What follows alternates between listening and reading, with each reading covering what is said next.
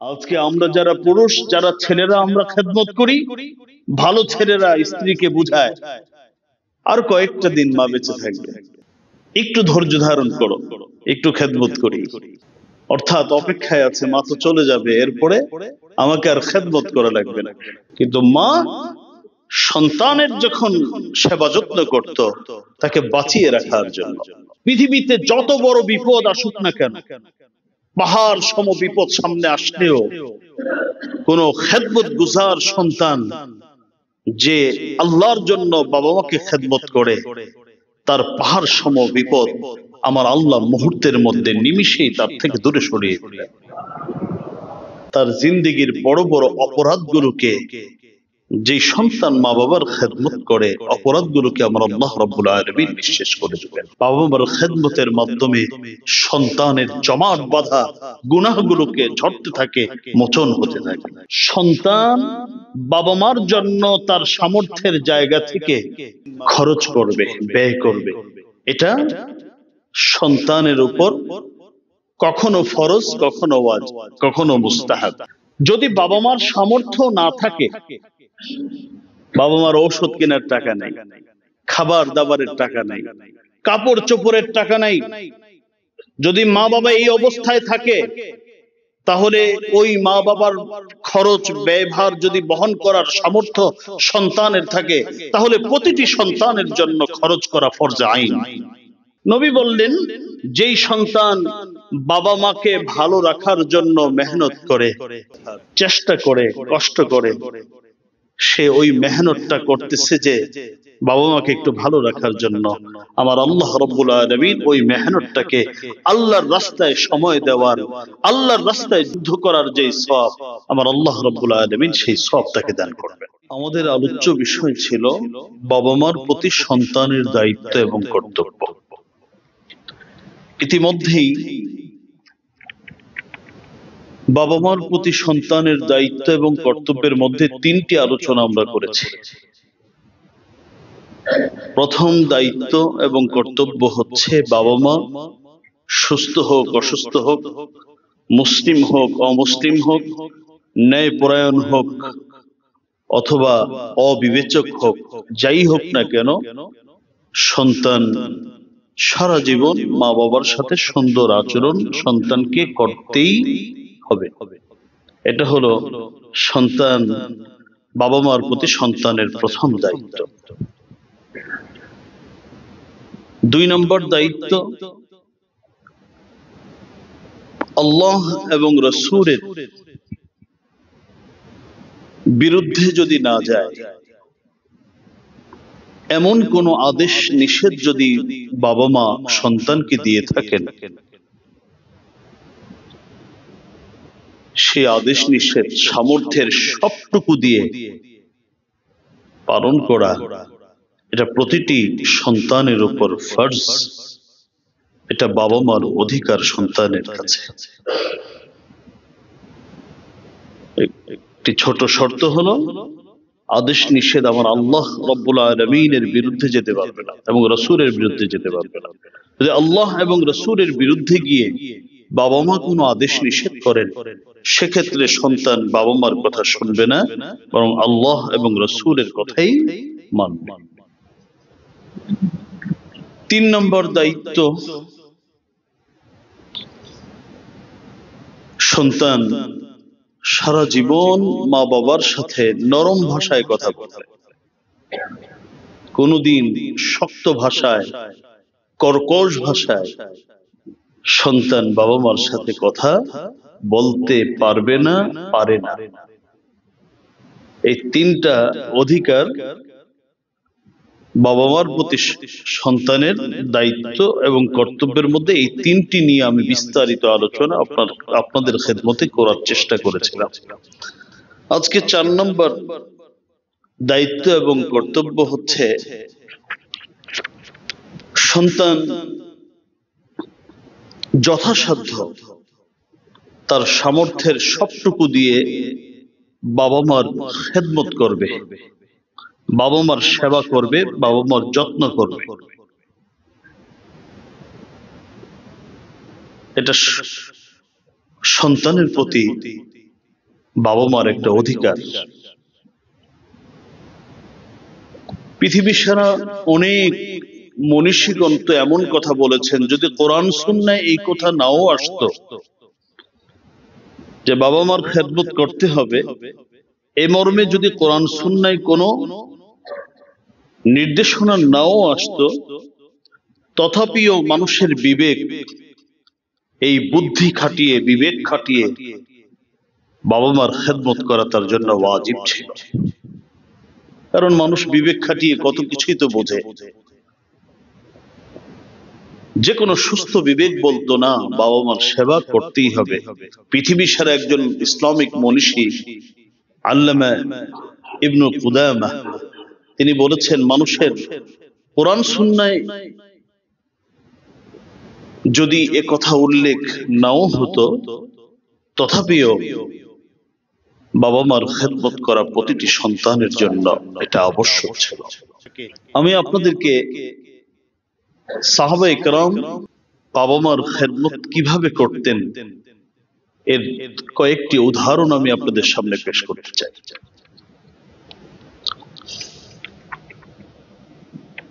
হযরত আব্দুল্লাহ ইবনে মাসউদ রাদিয়াল্লাহু তাআলা নবীর একজন খুবই পরিচিত, প্রসিদ্ধ এবং খুব আদরের সাহাবী ছিলেন হযরত আব্দুল্লাহ ইবনে মাসউদ রাদিয়াল্লাহু তাআলা।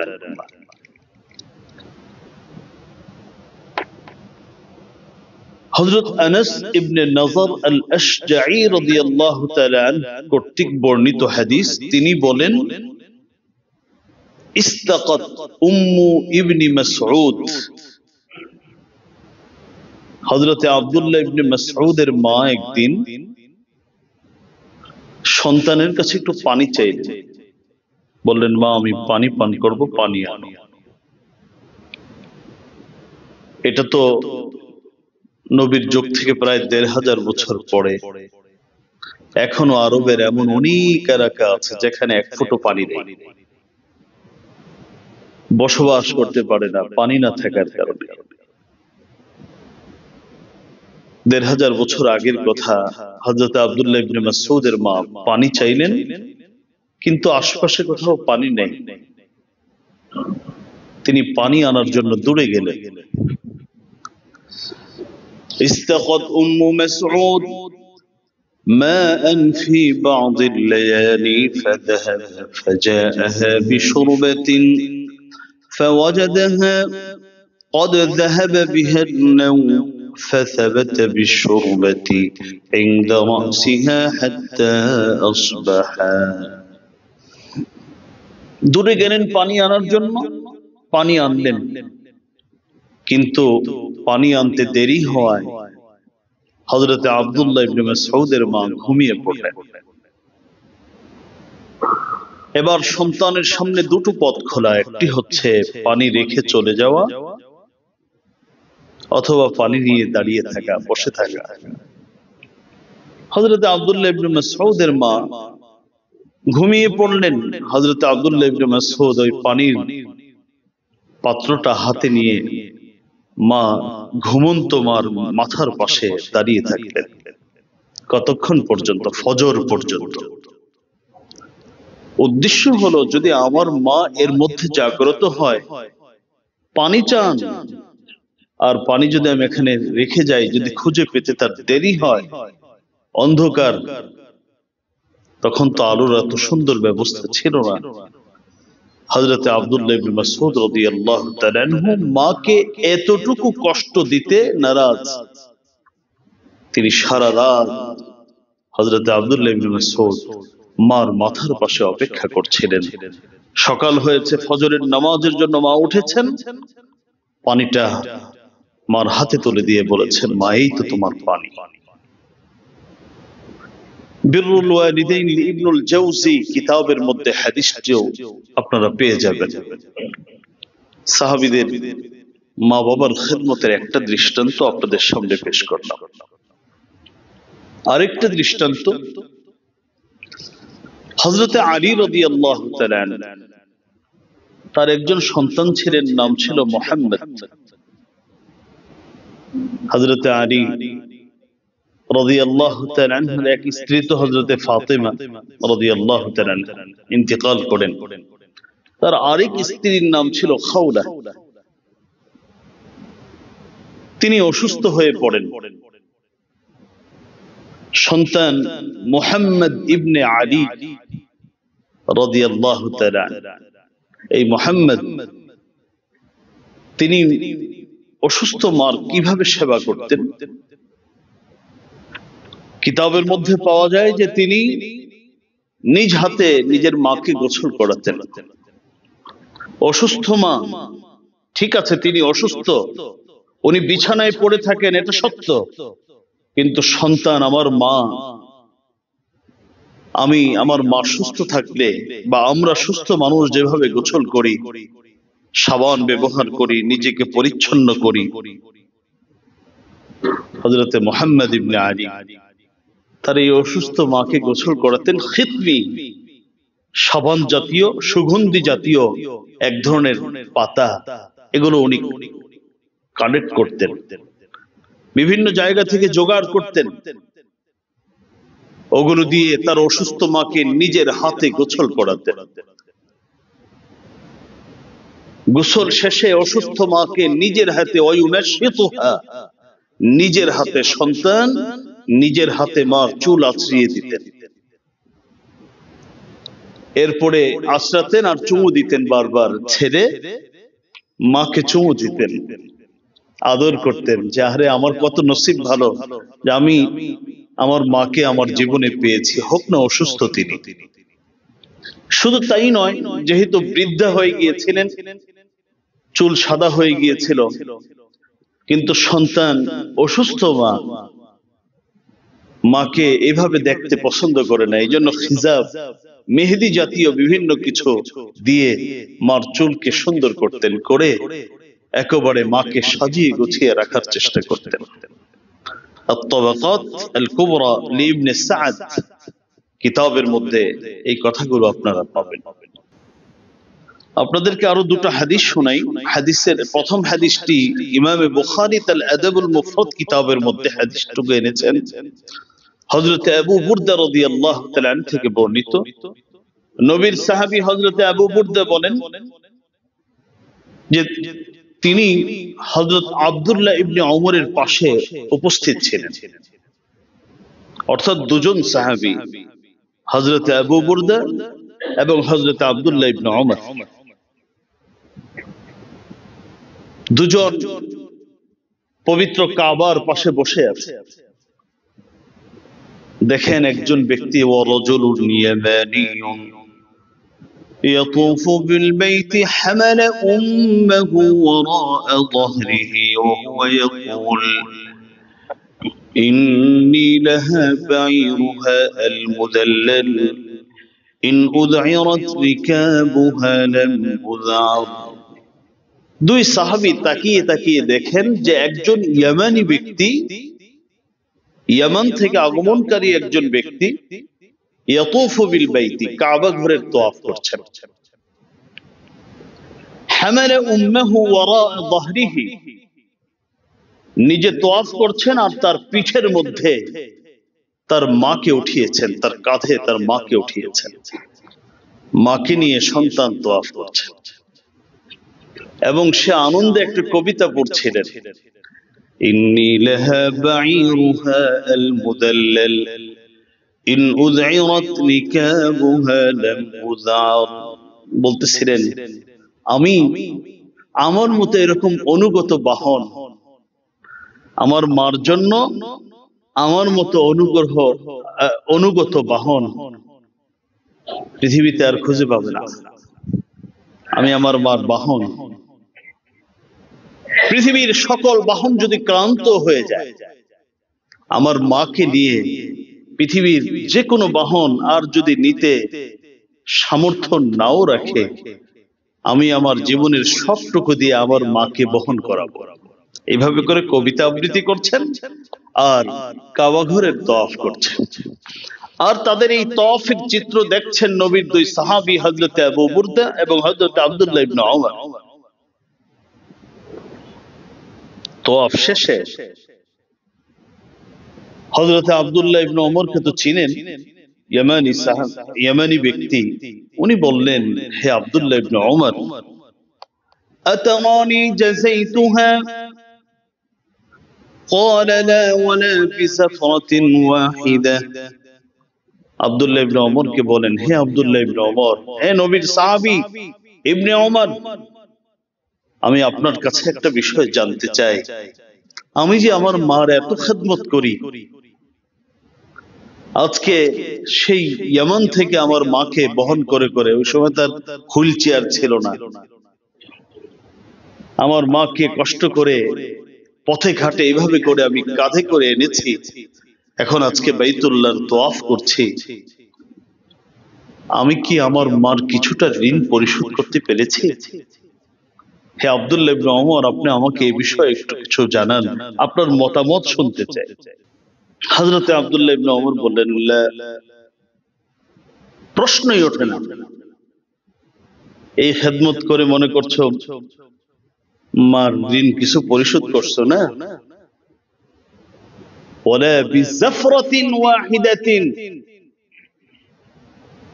তোমাকে গর্ভে ধারণের সময়টা বাদই দিলাম, যখন তোমাকে প্রসব করা হয়েছে, তুমি যখন পৃথিবীতে এসেছিলে, সেই কয়েক ঘন্টা যে তোমার মা প্রসব বেদনায় বারবার বড় বড় নিঃশ্বাস ফেলেছিল, হাজার হাজার নিঃশ্বাস ফেলেছিল, ওর একটি নিঃশ্বাসের যে বদলা বিনিময়, সেটাও তুমি সারা জীবন মিলে তোমার মাকে অতটুকুও দিতে পারো। হযরত আব্দুল্লাহ ইবনে ওমর তাকে পরিষ্কার করে বলে দিলেন, মাকে সুদূর ইয়ামান থেকে বিভিন্ন ভাবে কষ্ট করে এনেছো, আর বাইতুল্লাহর তওয়াফ করিয়ে মনে করেছো মার ঋণ পরিশোধ করেছো, অসম্ভব। কোটি কোটি ভাগের একটি ভাগও এখনো পরিশোধ করতে পারোনি। ইমাম বুখারী আলাইহির রাহমাহ এই হাদিসটি তার বিখ্যাত কিতাব আল আদাবুল মুফরাদের মধ্যে উল্লেখ করেছেন। আরেকটি হাদিস, এই হাদিসটি আপনারা পাবেন আল্লামা ইবনে ওয়াহাব তার জামিআ কিতাবের মধ্যে হাদিসটি উল্লেখ করেছেন। হযরত আমর ইবনে হাম্মাদ, হযরত আমর ইবনে হাম্মাদ বলেন যে একজন ব্যক্তি হযরত ওমর ইবনুল খাত্তাবের কাছে আসলেন। খলিফাতুল মুসলিমিন, আমিরুল মুমিনিন হযরত ওমরের কাছে আসলেন এক ব্যক্তি। এসে বলেন, ইন্নালি উম্মান বালাগহা মিনাল কিবরি আন্নাহা লা তাকদি হাজাতান ইল্লা ওয়া যহরি বাতিয়াতুন লাহা। হযরত ওমরকে এসে বলেন, হে আমিরুল মুমিনিন, আমার মা অত্যন্ত বৃদ্ধা হয়ে গেছে, আমার মা একেবারে টয়লেট থেকে শুরু করে যেখানে যেখানে যেতে হয়, ডাক্তারের কাছে অথবা এক জায়গা থেকে আরেক জায়গায়, এর যাওয়ার একমাত্র মাধ্যম হলো আমার পিঠ। আমি আমার মার সেবা যত্ন তো সবসময় করি, আর এভাবে করে এত বয়স্ক একজন মানুষ, একটা ভারী মানুষকে আমি বহন করে থাকি। ফাহাল আদাইতু হাক্কাহা, আমি কি তার হক কিছু আদায় করতে পেরেছি? আমি কি তার হক আদায় করতে সক্ষম হয়েছি? হযরত আমিরুল মুমিনিন ওমর ইবনুল খাত্তাব বলেন, না, তুমি আদায় করতে পারোনি। তো ওই ব্যক্তি কিছুটা আশ্চর্যান্বিত হয়েই বললেন, আচ্ছা আপনি আমিরুল মুমিনিন ভালো করে শোনেন, আমি বিভিন্ন কাজ, আমার অনেক কাজ পড়ে থাকে, আমি ওই কাজগুলো ঠিক মতো করি না, কিন্তু আমার মা সেবার ক্ষেত্রে আমার কোনো ত্রুটি নেই, এবং আমি অর্থ আছে, আমি চাইলে অন্যভাবে তাকে বিভিন্ন জায়গায় আনা নেওয়া করতে পারি, আমি সেটা করি না, আমি নিজে কোলে করে কাঁধে করে আমার মাকে আনা নেওয়া করি। এরপরেও কি আমার হক আদায় হয়নি?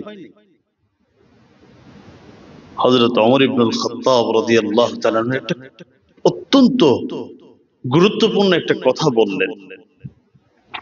কথাটা শুধু অর্থ না বুঝে এর বাস্তবতা বুঝলে আশা করি আমাদের উপকার হবে। তিনি বললেন, না, হক এখনো আদায় করতে পারো নাই।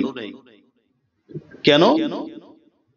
এবার উনি কারণ বলতেছেন, লিআন্নাহা কানাত তাসনাউ যালিকা বিকা ওয়া হিয়া তাতামান্না বাকাআক ওয়া আনতা তাসনাউ যালিকা বিহা ওয়া আনতা তাতামান্না ফিরাকাহা। হযরত ওমর বলেন যে, দেখো, তুমি আজকে তোমার মাকে কাঁধে নিয়ে কোলে নিয়ে এক জায়গা থেকে আরেক জায়গায় যাচ্ছ।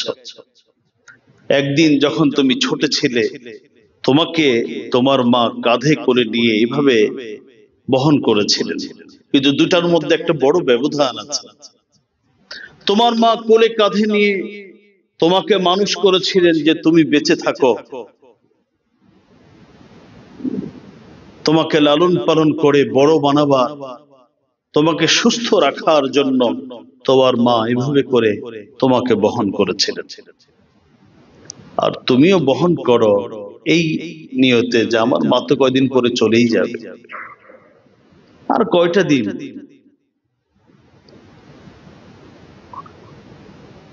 এই কয়টা দিন একটু মাকে কি করি, একটু খেদমত করে দেই।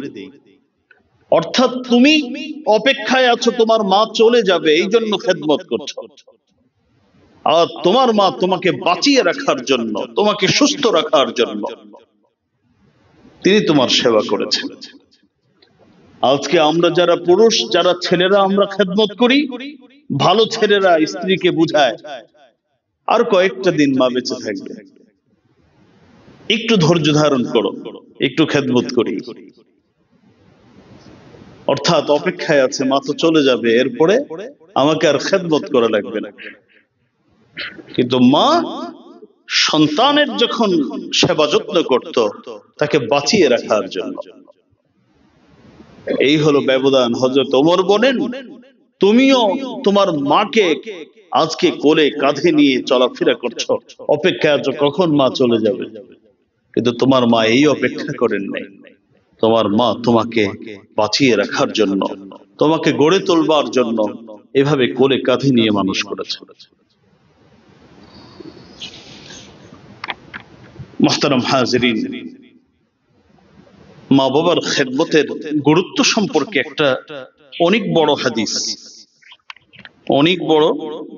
আমি আল ইসাবা ফি তাময়িজ সাহাবা ইবনে হাজার, আল্লামা ইবনে হাজারের গুরুত্বপূর্ণ একটি কিতাব আল ইসাবা ফি তাময়িজ সাহাবা, ওই কিতাবের মধ্যে হাদিসটি পাবেন। যেহেতু অনেক বড়, আমি সংক্ষেপ করে যতটুকু বললে আপনাদের জন্য উপকার হবে আমি শুধু অতটুকু বলার চেষ্টা করছি।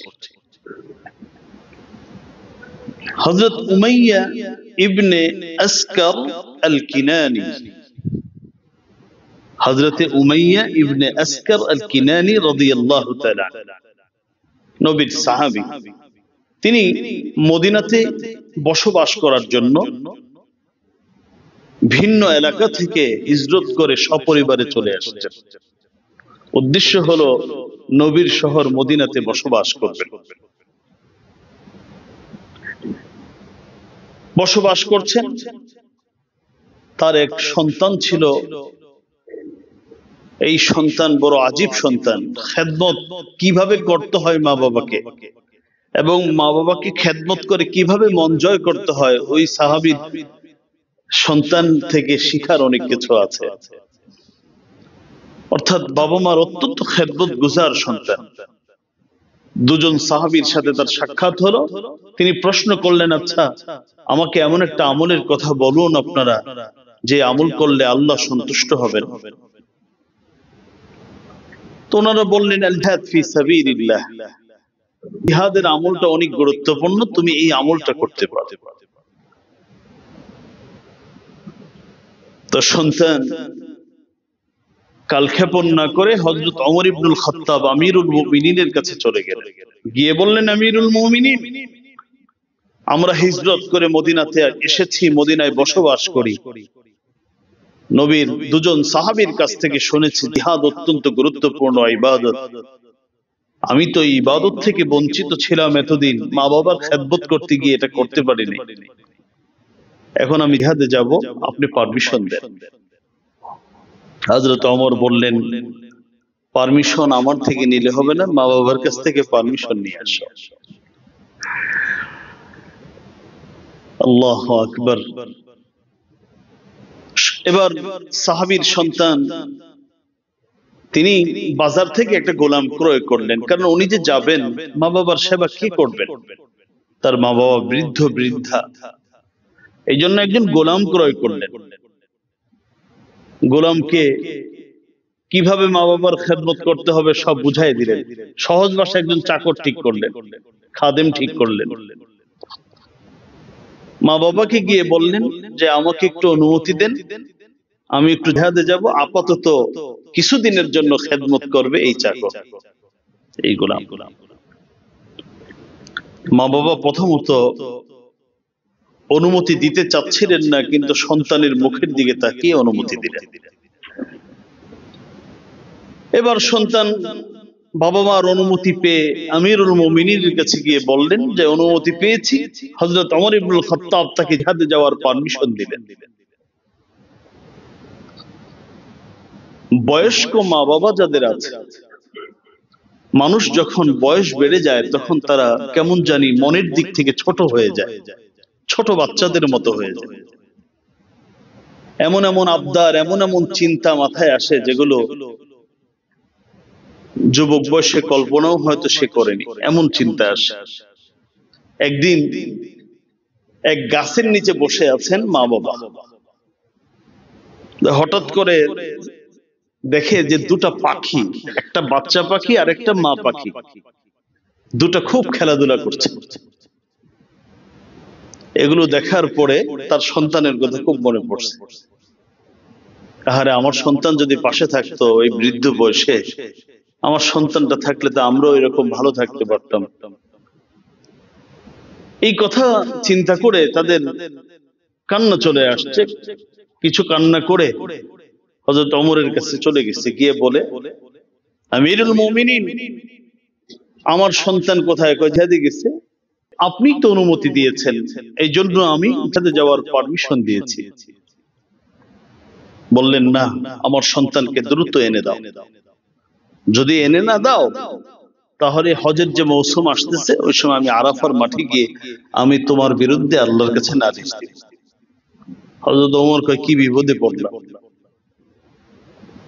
আমি তো অনুমতি দেইনি, মা বাবা অনুমতি দেওয়ার কারণে আমি জিহাদে যাওয়ার পারমিশন দিয়েছি।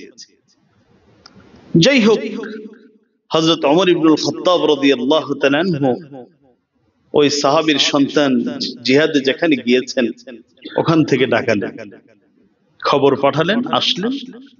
আসার পরে হযরত ওমর তাকে প্রশ্ন করলেন, আচ্ছা, সন্তানের প্রতি তুমি তোমার মা বাবার কাছে থাকো, তোমার মা বাবা এটা অত্যন্ত পরম ভাবে এটা চাচ্ছেন, এটা কারণ কি? তুমি কিভাবে সেবা যত্ন করো? তো উনি কয়েকটা কথা বলেছিলেন। এক নম্বর হলো, আমি আমার জীবনের কোন শখ আমার মা বাবার শখের উপর প্রাধান্য দেই। আমার মা বাবার চাওয়াটাই আমার কাছে সব থেকে বড় চাওয়া ছিল। আমার মা বাবার যত শারীরিক খেদমত, পারিবারিক খেদমত আমি করতাম। তো উনি খেদমতের ধরন বোঝাতে গিয়ে বলেন যে আমার মা মানে দায় সারা খেদমত আমি করতাম না, আমি দিল থেকে খেদমত করতাম। যেমন আমার মা বাবা, তাদের জন্য আমি দুধ দহন করতাম। তো এই দুধ দহন করার আমার পদ্ধতি ছিল, আমি এই বকরির যে স্তন আছে এটাকে আগে পানি দিয়ে, ঠান্ডা পানি দিয়ে দিতাম, দিয়ে এটা রেখে দিতাম। যখন একটু ঠান্ডা হতো এরপর দুধ দহন করতাম, যাতে করে এই দুধটা খুব আরাম করে আমার বাবা মা পান করতে পারে। অর্থাৎ আমি কখনোই দায় সারা খেদমত করতাম না, আমি খেদমত করতাম আমার দিলের ভিতর থেকে, গভীর থেকে খেদমত করতাম। এইটাই আমার কাজ, এছাড়া কিছু করতাম না। হযরত ওমর বুঝে ফেললেন কেন তার মা বাবা এটা চাচ্ছেন। সন্তানকে হযরত ওমর সাথে নিয়ে, নবীর আরো অনেক সাহাবীকে সঙ্গে নিয়ে সন্তানের কাছে, সন্তানকে নিয়ে গেলেন, নিয়ে বললেন, তোমার জিহাদ ওখানে নয়, তোমার জিহাদ হলো তোমার মা বাবার খেদমত। খেদমত করো, আল্লাহ রাব্বুল আলামিন তোমাকে তাদের সওয়াব দিবেন। মুহতারাম হাজিরিন, মা বাবার খেদমত করা এটা সন্তানের জন্য একটা অপরিহার্য অপরিহার্য আল্লাহ পাকের বিধান, যে সে বাবা মার কি করবে? খেদমত করবে। খেদমত করলে কি লাভ, এই বিষয়ে আলোচনা করলে আবার 2-3 জুমা চলে যাবে। আমি শুধু দুইটা কথা বলবো। এক নাম্বার, পৃথিবীতে যত বড় বিপদ আসুক না কেন, পাহাড় সম বিপদ সামনে আসলেও কোন খেদমত গুজার সন্তান যে আল্লাহর জন্য বাবা মাকে খেদমত করে, তার পাহাড় সম বিপদ আমার আল্লাহ মুহূর্তের মধ্যে নিমিষেই তার থেকে দূরে সরিয়ে দিলেন। আর 2 নম্বর হলো, তার জিন্দেগির বড় বড় অপরাধগুলোকে, যে সন্তান মা বাবার খেদমত করে, অপরাধগুলোকে আমার আল্লাহ রাব্বুল আলামিন নিঃশেষ করে দেবেন। এটা 2টা পুরস্কারের কথা বললাম। প্রথম পুরস্কার, যত বড় বিপদ হোক না কেন, যত বড় বিপদ আসুক না কেন, পরীক্ষা আসুক না কেন, এটা তার জন্য পানি থেকে আরো সহজ হয়ে যাবে। সহিহ মুসলিমের হাদিস, প্রসিদ্ধ হাদিস, হযরত আব্দুল্লাহ ইবনে ওমর থেকে বর্ণিত, রাসূলুল্লাহ সাল্লাল্লাহু আলাইহি ওয়াসাল্লাম বলেছেন, আপনারা শুনেছেন এই কথা, 3 বন্ধুর কথা শুনেছিলেন। অতীতকালের 3 বন্ধু রাস্তা দিয়ে চলছিলেন, ঝড়ের কবলে পড়ে পাহাড়ের গুহায় আশ্রয় নিয়েছিলেন। এমন ভাবে পাহাড়ের গুহায় যাওয়ার পরে পাথর পড়ে দরজা বন্ধ হয়ে যায়, যে তাদের আওয়াজ শোনার কেউ নাই, যোগাযোগের কোনো মাধ্যম নাই।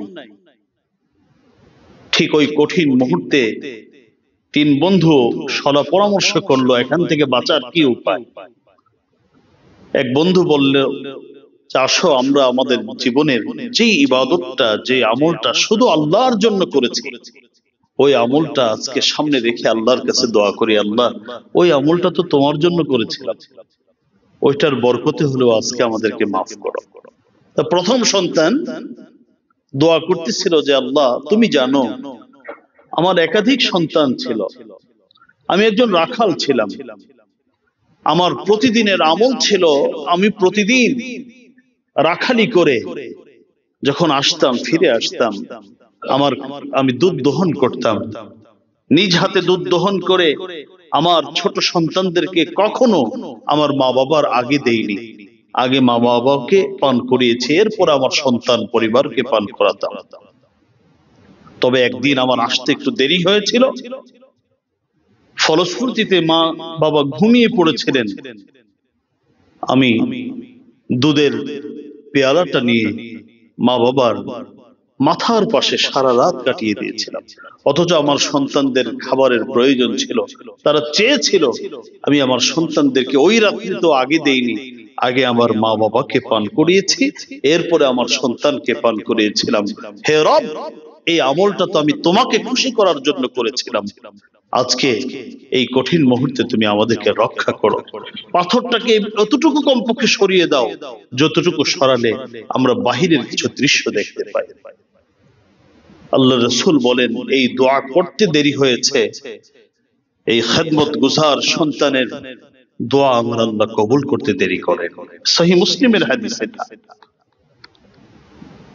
ইনশাআল্লাহ আমরাও যদি আমার মা বাবার খেদমত এভাবে করি, আমিও রাসূলের এই কথার উপর শতভাগ বিশ্বাস রেখে বলছি, ইনশাআল্লাহ যত বড় বিপদ আসুক না কেন, আল্লাহ রাব্বুল আলামিন আমাদেরকে ওখান থেকে হেফাজতে রাখবেন। এই খেদমতের মাধ্যমে গুনাহমোচন হয়। একটা হাদিস আপনারা শুনুন, হযরত আয়েশা সিদ্দিকা রাদিয়াল্লাহু তাআলা আনহা বর্ণনা করেন, হযরত আয়েশা সিদ্দিকা রাদিয়াল্লাহু তাআলা আনহার কাছে একবার এক ভদ্র মহিলা আসলেন, যেই ভদ্র মহিলার কাজ ছিল হলো জাদুটোনা করা। ইসলামে জাদুটোনা করা সম্পূর্ণরূপে হারাম, কিন্তু তার পেশা ছিল কি? জাদু করা। কিন্তু জীবনের এক পর্যায়ে এসে সে তার ভুলটা বুঝতে পেরেছিল এবং সে এই জাদুটোনাকে বাদ দিয়ে সঠিক পথে আসতে চেয়েছিল। তো ওই ভদ্র মহিলা আসলো নবীর কাছে, এসে দেখে নবীজি ইন্তিকাল করেছেন। আম্মা জান আয়েশাকে এসে প্রশ্ন করলেন যে আমি তো এসেছিলাম যে আমার কোন তওবার পথ খোলা আছে কিনা এটা জানার জন্য, কিন্তু আমার কপাল পোড়া, আমি এসে আমার নবীকে পেলাম না, এখন আমি কি করব? হযরত আয়েশা সিদ্দিকা রাদিয়াল্লাহু তাআলা আনহা নবীর অনেকগুলো বড় বড় সাহাবীকে ডাকলেন, অথচ হযরত আয়েশা নিজে বড় মুফতি ফাকিহা ছিলেন, নিজে জবাব দেননি। প্রতিটি হাদিস থেকে অনেক শিক্ষা আমাদের রয়েছে যদি আমি আপনি গ্রহণ করে থাকি। হযরতে আয়েশা কোনো জবাব দেননি, বড় বড় সাহাবীদেরকে একত্রিত করলেন, পুরো বিষয়টা বললেন যে ভদ্র মহিলা অমুক জায়গা থেকে আসছেন, তার জীবনের একটা পেশা ছিল, সে জাদুটোনা করত, এখন তার মধ্যে অনুশোচনা আসছে, সে চাচ্ছে ফিরে আসার জন্য সঠিক পথে, তার কি তওবার কোনো পথ অবশিষ্ট আছে? হযরত আয়েশা নিজেই বলছেন যে যে বিষয়ে সাহাবায়ে কেরাম জানতেন না, ওই বিষয়ে সাহাবায়ে কেরাম কথা তো বলতেন, বহু দূরের কথা, কথা তো বলতেনই না, বরং তারা ভীত সন্ত্রস্ত হয়ে যেতেন। যে বিষয়ে জানতেন না, সাহাবায়ে কেরাম ওই বিষয়ে মুখ খুলতেন না। তো সাহাবায়ে কেরাম বলছেন যে আমরা তো এই বিষয়ে জানি না, কি জবাব দিব? তবে নবীজির বিভিন্ন আমল এবং কথা থেকে এতটুকু বোঝা যায়, যদি এই লোকটার মা বাবা দুজন বেঁচে থাকে অথবা কেউ বেঁচে থাকে, তাহলে তার জন্য নবীজি বলতেন যে গিয়ে মার খেদমত করো, বাবার খেদমত করো, তাহলে আশা করা যায় তোমার তওবা আমার আল্লাহ রাব্বুল আলামিন কবুল করে নেবেন এবং তোমার জিন্দেগীর এই বিশাল অপরাধকেও আল্লাহ রাব্বুল আলামিন ক্ষমা করে দিবেন, এই আশা করা যায়। সাহাবায়ে কেরাম এভাবে করে তাদেরকে বুঝাবার চেষ্টা করলেন, বাবা মার খেদমতের মাধ্যমে সন্তানের জমাট বাঁধা গুনাহগুলোকে ঝরতে থাকে, মোচন হতে থাকে। সূরাতুন নিসার ৪৮ নম্বর আয়াতের তাফসীর ইবনে কাসির খুললে আপনারা এই কথাগুলো পেয়ে যাবেন। মুহতারাম হাজিরিন, বাবা মার প্রতি সন্তানের আরেকটি দায়িত্ব হলো আল ইনফাক আলাল ওয়ালিদাইন বিল মারুফ। সন্তান বাবা মার জন্য তার সামর্থ্যের জায়গা থেকে খরচ করবে, ব্যয় করবে। এটা সন্তানের উপর কখনো ফরজ, কখনো ওয়াজিব, কখনো মুস্তাহাব। যদি বাবা মার সামর্থ্য না থাকে, বাবা মার ঔষধ কেনার টাকা নাই, খাবার দাবারের টাকা নাই, কাপড় চোপড়ের টাকা নাই, যদি মা বাবা এই অবস্থায় থাকে, তাহলে ওই মা বাবার খরচ ব্যয়ভার যদি বহন করার সামর্থ্য সন্তানের থাকে, তাহলে প্রতিটি সন্তানের জন্য খরচ করা ফরজ আইন। তবে যদি বাবা মার সামর্থ্য থাকে, সেক্ষেত্রেও খরচ করা উচিত সন্তানের জন্য। তখন ফরজ না, ওয়াজিব না, তখন কি খরচ করা উচিত। শুনুন হাদিসে রাসূল কি বলেন। হযরত আমর ইবনে শুআইব তিনি তার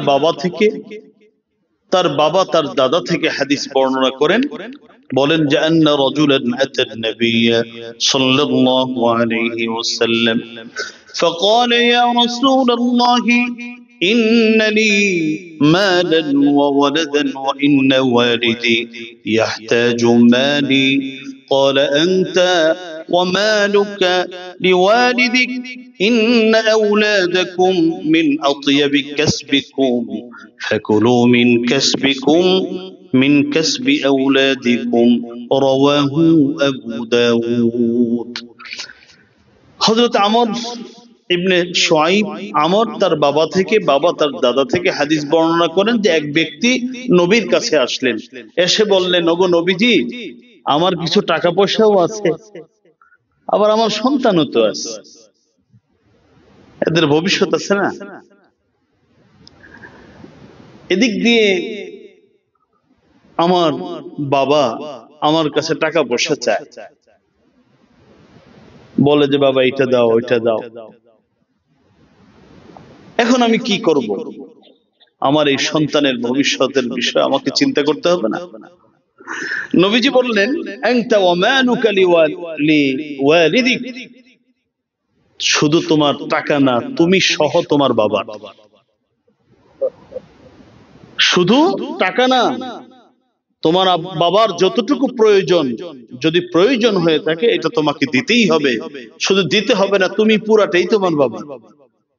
ভবিষ্যতে যদি শারীরিক খেদমত হয় সেটা করতে হবে, আর্থিক খেদমত তাও করতে হবে, যত ধরনের যা কিছু করতে হয় তোমাকে করা লাগবে। এরপরে নবীজি বলেন, ইন্না আওলাদাকুম মিন আতয়াবি কাসবিকুম ফাকুলু মিন কাসবি আওলাদিকুম। নবী বললেন, তোমাদের সন্তান হচ্ছে তোমাদের উত্তম উপার্জন, সুতরাং তোমরা ফাকুলু মিন কাসবি আওলাদিকুম, তোমরা তোমাদের সন্তানের উপার্জন থেকে তোমরা খেতে পারো। এটা উত্তম, সন্তান হলো আমাদের উত্তম উপার্জন। তো সন্তানেরটা খাবো না, খাবো কারটা? সন্তানকে বললেন সব তুমি, তুমি তোমার সম্পদ সব বাবার, আর বাবাকে বললেন এটা তোমার উত্তম উপার্জন, এখান থেকে তুমি নিবা না কেন? নাও। আবু দাউদ শরীফের হাদিস, আরেক হাদিস প্রায় কাছাকাছি হাদিস। এই হাদিসের বর্ণনাকারী হযরত আয়েশা সিদ্দিকা রাদিয়াল্লাহু তাআলা আনহা। তিনি বলেন, এক ব্যক্তি আসলেন রাসূলের কাছে, ছেলে আর বাবার মধ্যে ঝগড়া। দেখবেন অনেক সময় এমন হয়, আমাদের সমাজেও আছে, গ্রামে সন্তানকে বাবাকে রেখে আসছে, বাবা দোকানের মধ্যে এটা কিনে সেটা কিনে বাকি করে ফেলায়। সন্তান অভিযোগ দেয়, বাবা খালি আসলে গেলে বাকি করে, এই করে সেই করে। ওই সাহাবীও ওই চলে আসে, বাবা দেখা যায় খালি খরচ করে।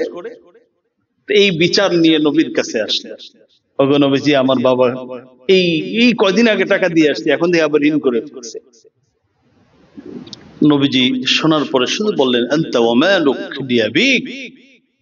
সাহাবী, তুমি আমাকে আয়েশা তোমার বাবার বিরুদ্ধে অভিযোগ দিচ্ছ? না, তুমি এবং তোমার সন্তান সব তোমার বাবা। আবু দাউদ শরীফের হাদিস। এর অর্থটা কি? বাবার মানে কি? মানে সন্তানের যা আছে বাবার যা মনে চায় তা করবে না, এটা নয়। অর্থাৎ আরো 10 জনের অর্থ, আরো 10টা মানুষ আমার কাছে যেমন আমার বাবা মা আমার কাছে তেমন নন। আমার আরো অনেক বন্ধু আছেন, বিভিন্ন আত্মীয় স্বজন আছেন, ওই লোকগুলোকে দিলে আমার বাবাকে দেওয়া যাবে। বাবাকে